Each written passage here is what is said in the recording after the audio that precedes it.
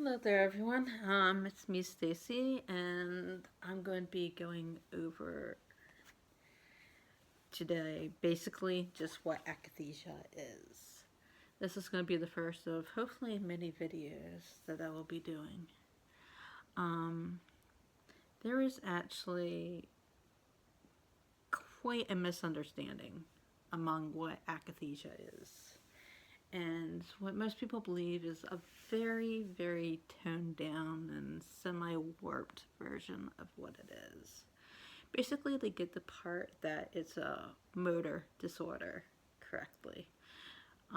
Movement disorder, pardon me. But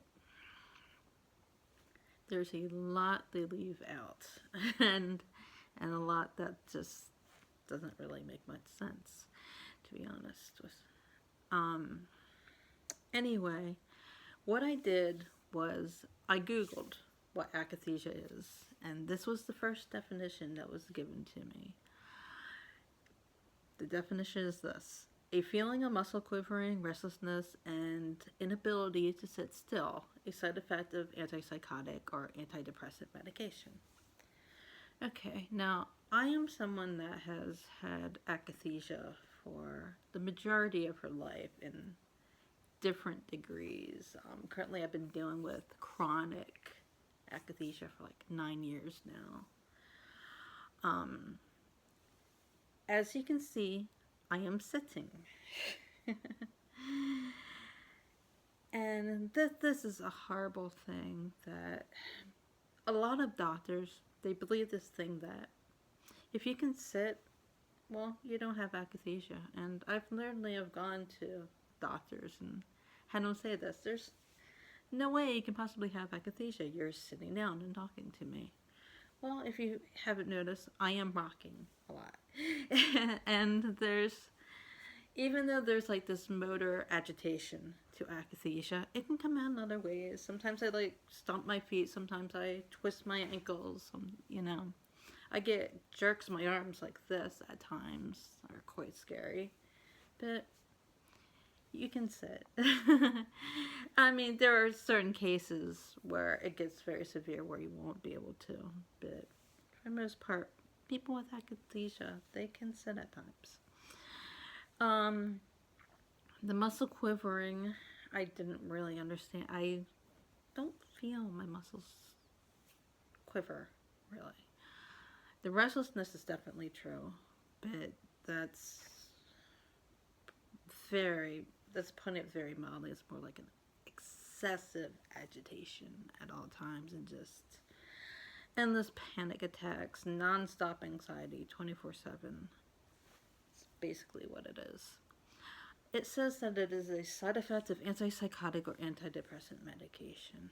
Well, there's actually over 100 medications that can cause akathisia, and not all of them are psych meds.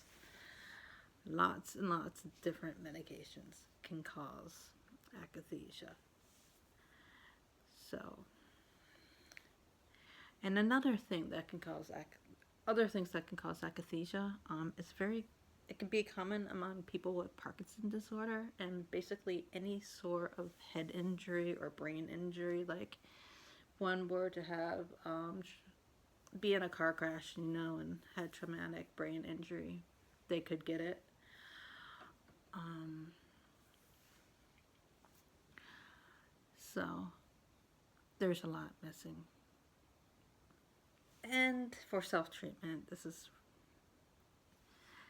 what they say is to use hot or cold packs on the affected area and practicing relaxation exercises. Sounds absurd, and I will tell you where that comes from. Most people, since it is a movement disorder, they kind of correlate it to being like restless legs syndrome. It's not restless legs syndrome. It is way, way worse. It's way, way more than just. So, I mean, I nearly died when I read like hot or cold packs. I'm like, what the hell is that gonna do? It's a freaking brain disorder. It's actually in case you wonder, it's a neuropsychiatric disorder, is what akathisia is. So that just goes into this belief that most people think of it as being like restless leg syndrome, and they just tone it down. And that's why a lot of doctors don't really even take akathisia that seriously, just because so much foolish information like this out there. Um, and I've actually have been to doctors, and I'll be having like horrible reaction to a medication, when I'm having really, really, really increased akathisia, and I'll tell them that, and they'll say, "Well, you're sitting down. You can't possibly have it. In order to have akathisia, you would be up and pacing, which is normally how it's viewed." It's not necessarily true. So this is things that people with akathisia have to unfortunately deal with. So let's talk about what akathisia really, truly is. First off, it is a neuropsychiatric disorder. RLS is not neuropsychiatric.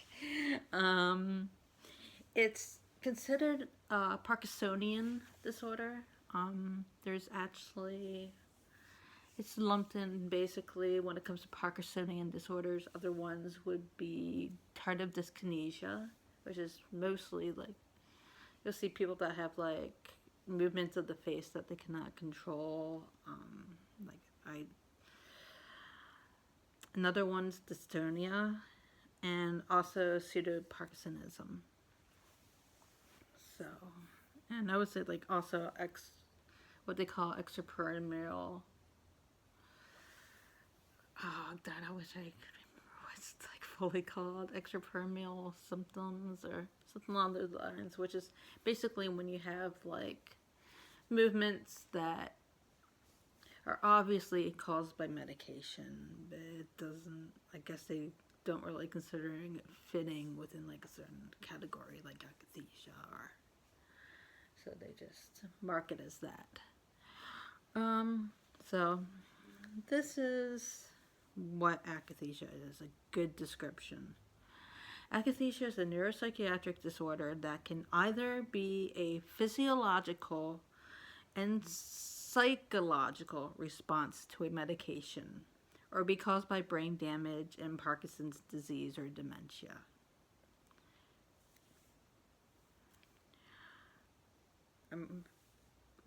Another thing that you should know is this disorder often mimics bipolar mania or mixed states, ADHD, and psychosis, or also a lot of people just get looked at as like they're drug addicts because it's also become really stimulated, so a lot of people think, oh my God, that person might be on coke or speed. Or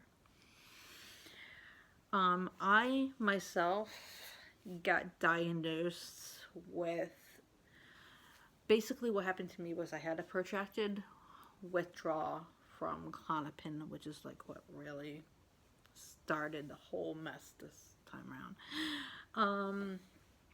And they, since I'm like so irritated, and just having panic all the time and running all over the place, they looked at it as being bipolar disorder, and they labeled me dysphoric manic, which is basically mixed state bipolar.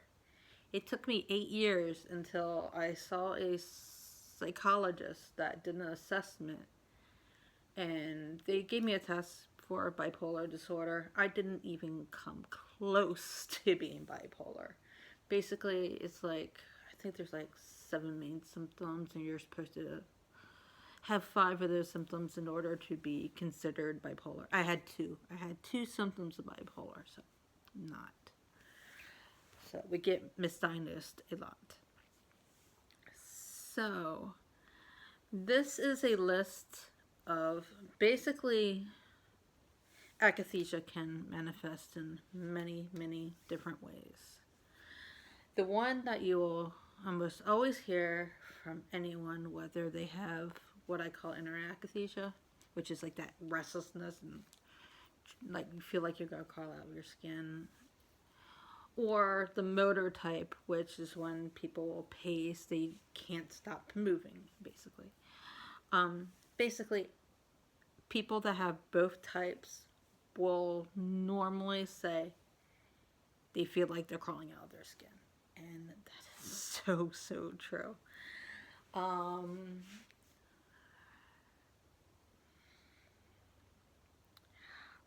there's always profound anxiety. And basically, okay, here, this is a list that I created from numerous sites that are many of what one can experience with akathisia, but they can have new, like, they don't have to have all the symptoms, they can have certain ones. There you go. Extreme agitation, restlessness. Definitely. This is pretty much, honestly, this is pretty much all people with akathisia. It goes with the feeling of jumping out of your skin. You just cannot rest. You just feel on edge. Just, you literally feel like crawling out of your body. It's horrendous. Insomnia is very common. Of course, if you can't rest, you can't sleep, and if you have the motor type, oh my god! And I've had the motor type where I literally couldn't even. I've had it where I couldn't sit down or I couldn't lie down, and yeah, you'll be up for days just pacing. And just to give you an idea of like how bad I can get, the most I have gone without sleeping is 10 days. And when I say not sleeping, I mean not a wink. Not at all. As you can imagine, this can cause like a lot of psychiatric distress. Night terrors and sleep paralysis are also very common, and also another reason why people with akathisia have a hard time sleeping. It's not just the fact that they're so restless that they can't get to sleep. It's also a fear of sleep. Because if you're having night terrors and sleep paralysis, they're traumatizing in themselves. You don't want to go to sleep, you know. Profound anxiety, terror, and panic. I can't even explain like the level of terror. You basically feel like your life's in danger all the time.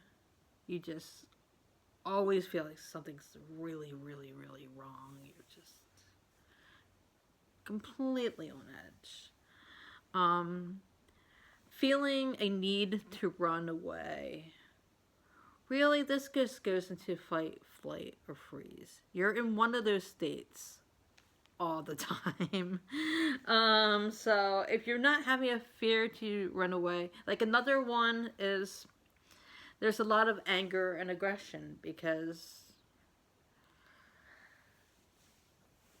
that's another thing that you can feel that goes into the fight. Or another thing that a lot of people experience, and I've actually been having a lot of these myself, is freeze states, where it's almost like you go catatonic. You literally cannot move for hours. You'll just be so frozen in fear, you just cannot move. So basically, like I said, this comes down to fight, or freeze. Agoraphobia and claustrophobia are very common. I have the agoraphobia. I actually like small spaces, oddly enough. Dark, disturbing thoughts. Basically, akathisia, it's like this giant black cloud, and it just creates like this massive feeling of dread, like that you can't really even describe.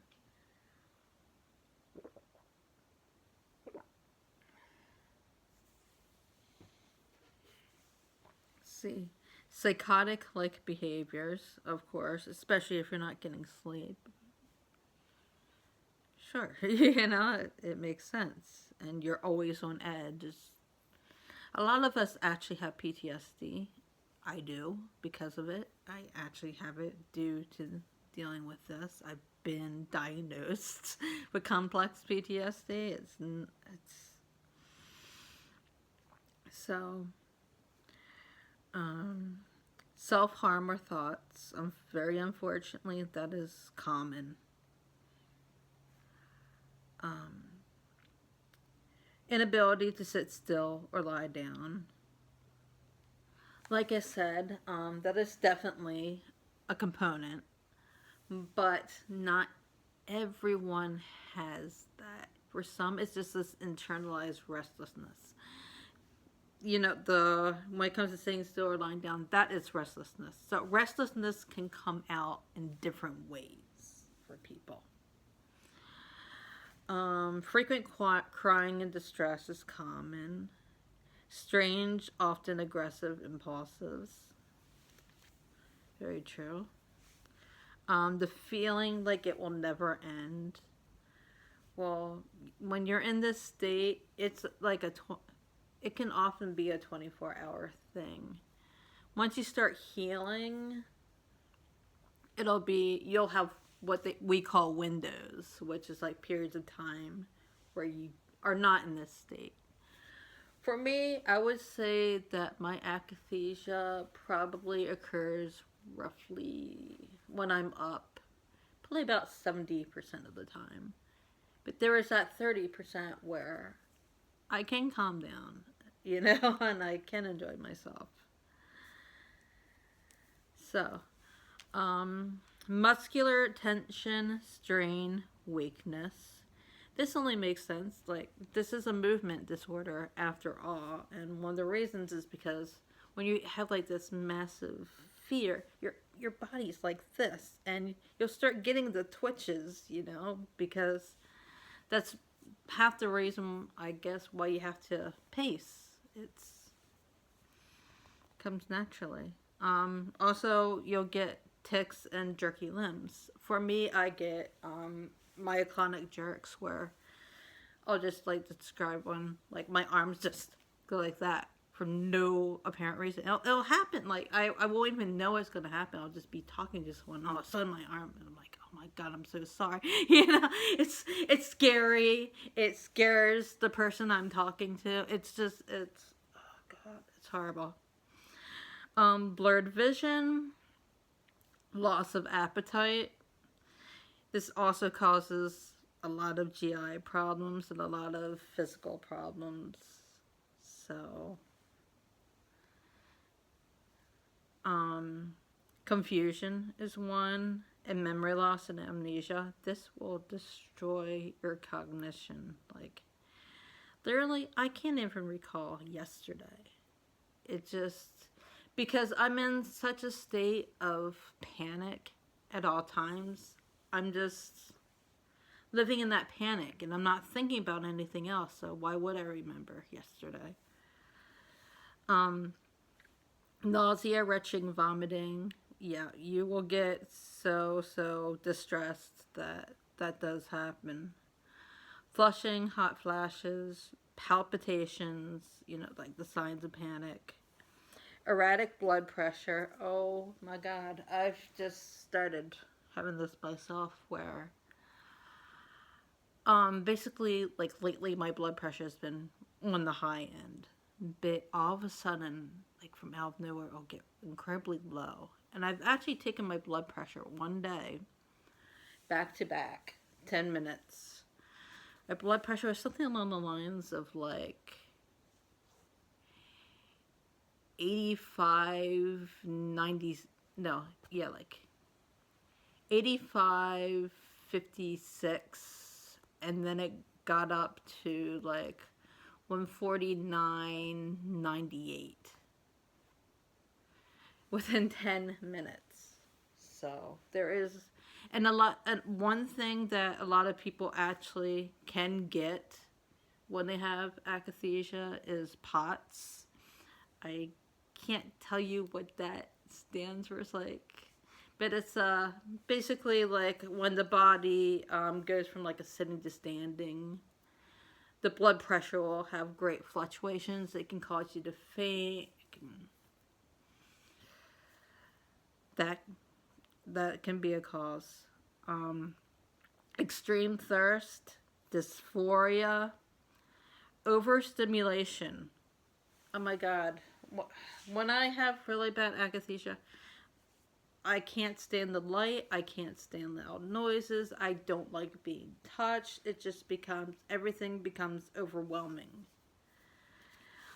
Impatience is a big one. Oh my god, try to stand in the line, at the convenience store. Oh my god, you'll just be you basically just like march in place like the entire time. Yeah. So those are some of the causes that I wrote. I'm sure there are more than that. But as you can see, there are many. But the main line is just this feeling of extreme restlessness that you cannot get rid of. Okay. So, what do they believe is the cause of all this? This is scary because they have no bloody idea. Like, well, I want to say they don't have any idea. They speculate. There's not really like a known reason as to what causes akathisia. But mostly what they believe is that it's low dopamine, or as I have written here, the cause is unknown but speculated to be due to a blocking of dopamine type 2 receptors. Also believed is there is an imbalance between I'm not going to pronounce this right, cholinergic, dopaminergic, or serotoninergic, dopaminergic systems. Akathisia is believed to affect the basal ganglia and the shell of the nucleus accumbens. Also linked to an imbalance of acetylcholine in the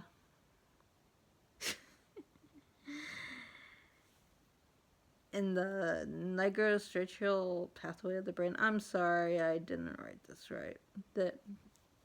An imbalance of acetylchloride.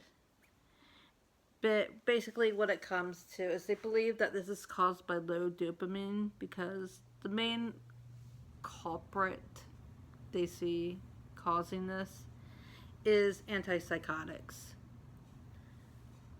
And also antiemetics. And just in case you didn't know this, antiemetics, the majority of them are first generation antipsychotics. So that would be why. And of course their process of action is to lower dopamine levels. So it only makes sense. Now, they do say that they also believe that it is like serotonin linked. But the thing is, there are so many medications that I don't see having any link to dopamine or serotonin that cause this. Like, for instance, in my case, having a protracted withdrawal from Klonopin. Well, that works on the GABA centers of the brain.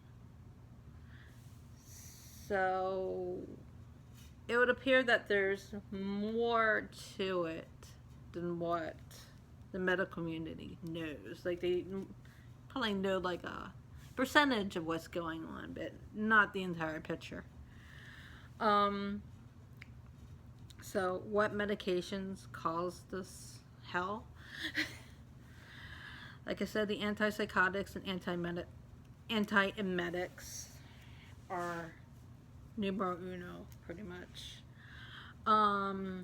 Reglan is, if I were to pick one drug that I would just want off of the planet completely, that shouldn't even be in existence, it's Reglan.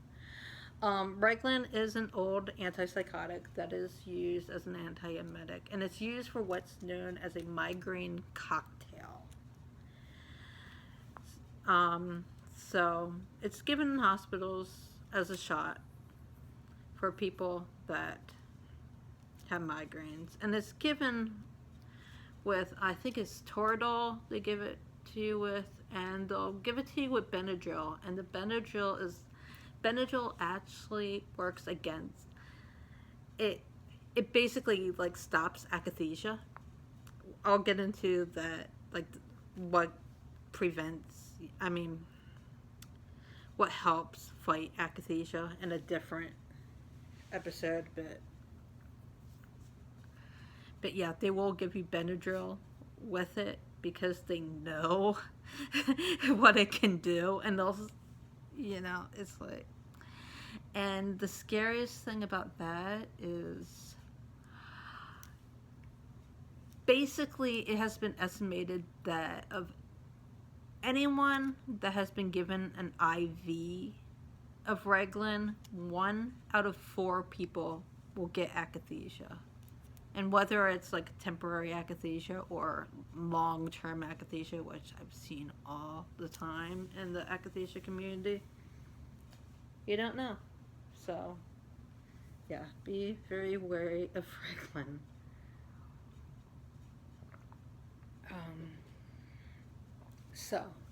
So the antipsychotics and antiemetics, obviously. Antidepressants can also cause it, as can numerous antibiotics. I am extremely sensitive to antibiotics. Basically, I can only take penicillins. Otherwise, holy cow, I'll be flying into walls. The akathisia gets so bad.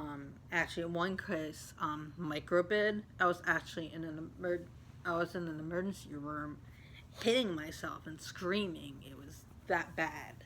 That's how horrific this can get. Opioid and benzo withdrawal, calcium channel blockers, so they're a type of medication for blood pressure.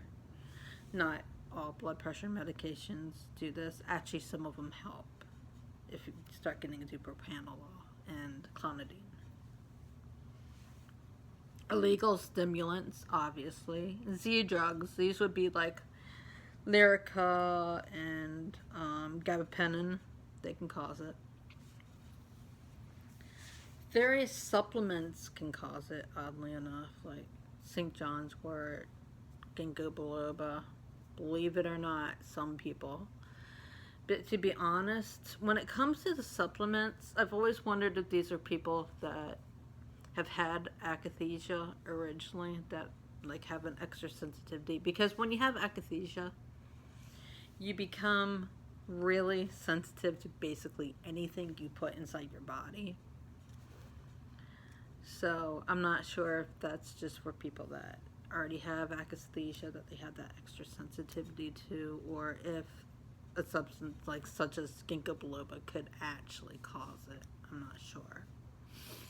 Steroids can cause it, and also anti-vertigo medication can be known to cause it. And those are just the ones that I know about. There's probably more medications than that.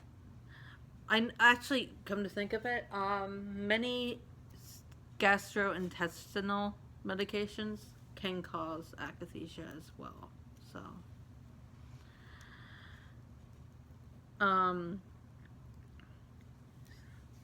let's see what we have here. Okay. There are actually 4 types of akathisia,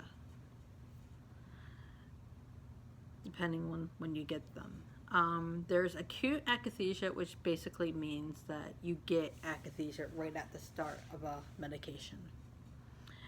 There is tardive or delayed onset, which means you're taking a medication for a couple of months, all of a sudden you start getting akathisia. So it's a delayed onset. Withdrawal akathisia occurs when you stop a drug.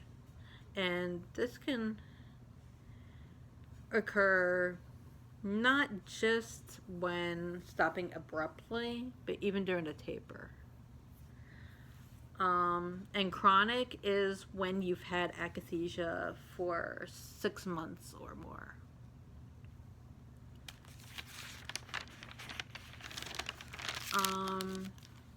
Since there is so much misinformation about akathisia. I wrote down like a few links I think are much better at explaining it, much more accurate. There is RX risk, or RXISK. There is an akathisia info on WordPress. And there's also an akathisia article by Jason Patel and Ramin Marwaha, which is from the National Institute of Health. And also there is this link on eHealth.me where you can basically like type in any medication and it will tell you how many documented cases there has been of that have had akathisia. So I'm going to kind of like show it on my phone. I'm really hoping it's not like a mirror image bullshit. You know, where you're like just... So you guys, you might like have to like hold your phones like in front of a mirror to read it or some shit. I don't know. I'm sorry, but here we go. Alright, we're gonna... Oh, this is... Hopefully you guys can read this. Can you read this? If you can't read this, I'll put it in the comments. I will put it in the comments. Okay. So, the last part is basically just like a few statistics. So you get an idea of just how common akathisia is. I mean, it is insanely common. And it's so common. Basically, what happens a lot of times is people think that people that are being treated for mental illness, their doctors and whatnot, will just think that it's the akathisia is their mental illness getting worse. So what they'll do is they'll increase the medication, which obviously makes things much more worse. So, okay, these are just some percentages of how common akathisia are. As I've mentioned earlier, 25% of those given a Reglan IV get akathisia. Roughly, they say 14 to 35% of anyone taking medication for schizophrenia, also known as taking an antipsychotic, has akathisia.